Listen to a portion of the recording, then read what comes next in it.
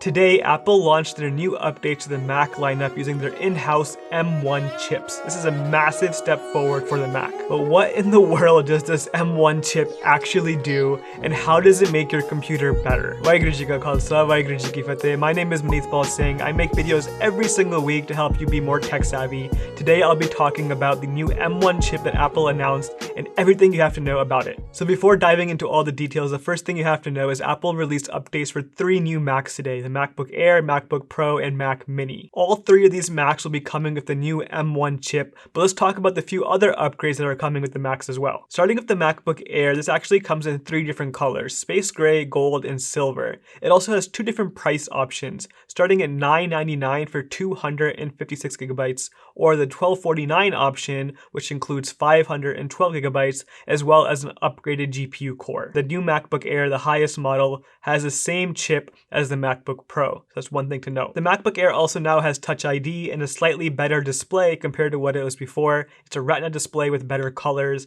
And now there's also a fanless design. There's no fan inside the MacBook Air. This makes it completely silent. This is not the first time Apple has done a fanless design. It does have its benefits for being much more quiet, but just keep in mind you're going to be having a lot more limits in terms of how much you're going to push this device in terms of performance. They still claim it's a very good performing device, and I believe that, but without a fan, there's only so much you can do. The MacBook Pro, on the other hand, now has gotten an interesting upgrade as well. I wouldn't even really call it an upgrade. They're actually reducing the number of ports on the side of the computer from 4 to 2. That's actually a downgrade from the previous model. The MacBook Pro also has 2 different variations for price, $1299 and $1499. The only difference this time around is storage, 256 versus 512. The chipset is exactly the same across both models. One other notable upgrade to the MacBook Pro lineup is they're adding in the new studio quality microphones to the MacBook Pro. They already have this on the old MacBook Pro for the 16-inch, but now they're bringing that to the 13-inch model.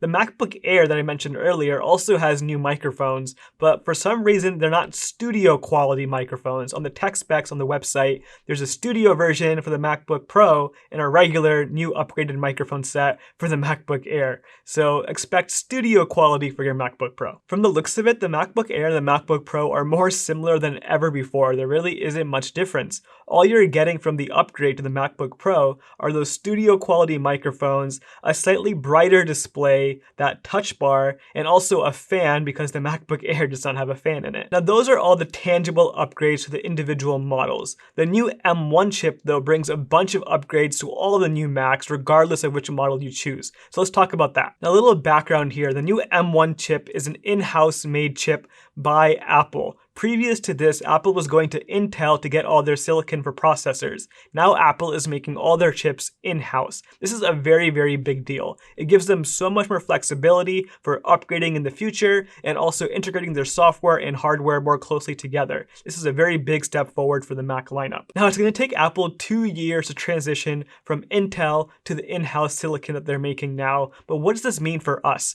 How will this actually impact our computers? The first thing that we're going to notice right off the bat is the speed improvements across the board. In the keynote, they made it a point to mention this instant wake up feature. The computer will turn on right away when you open up the lid of the computer. And also a small note to my OG Apple fans out there, they're bringing back that chime that you would normally hear when powering on the computer. I missed that chime so much. On top of this instant on feature, we'll be seeing more responsiveness across the board when opening up apps, much quicker load times, just snappier animations. These small things are really going to add up. It's because Apple owns both the hardware and the software. They can optimize both things to work together so seamlessly. One thing that I'm really excited about with this M1 chip is the image signal processing. We're all working at home right now, and the webcams in our Macs really don't work that well. They're not the best quality. This new ISP is supposed to help with better contrast, better color, better details. It's supposed to be a better quality camera.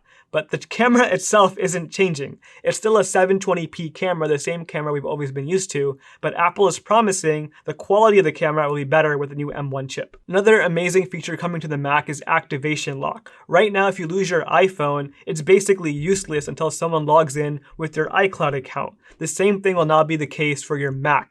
No one can use your Mac unless they have access to your iCloud account. It's a great security feature. And the last major upgrade we're going to be seeing from this M1 chip is the battery improvements across the board for both the MacBook Air and the MacBook Pro. I'm not just talking about small battery upgrades here, we're talking about massive gains here for battery life. The MacBook Air will last 18 hours on one charge. It's a 6-hour improvement from before. And the MacBook Pro will have 20 hours of battery life. That's a 10-hour improvement from the previous model. Now, obviously, these numbers are really going to depend on what you're doing on the computer. If you're using your computer very heavily, the battery won't last as long, but 10 hours improvement, you're definitely going to be seeing some sort of improvement with that. That's a really big upgrade. Honestly speaking, the MacBook Air is a great option for most people right now, but if you want more power, more battery, the MacBook Pro takes it up one more level. Both computers are a great option. I'm very curious to hear what you guys think about the new M1 chip. Let me know in the comments down below. I would love to hear your thoughts. Thank you so much for watching. I'll see you guys next time.